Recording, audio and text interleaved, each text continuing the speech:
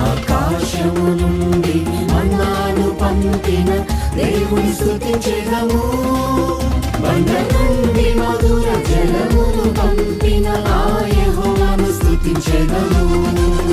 బండ నుండి మధుర జలమును పంపిన ఆ యెహోవాను స్తుతించెదము. హల్లెలూయా స్తుతి మహిమ ఎల్లప్పుడూ దేవునికి ఇచ్చెదము. హల్లెలూయా స్తుతి మహిమ ఎల్లప్పుడూ దేవునికి ఇచ్చెదము.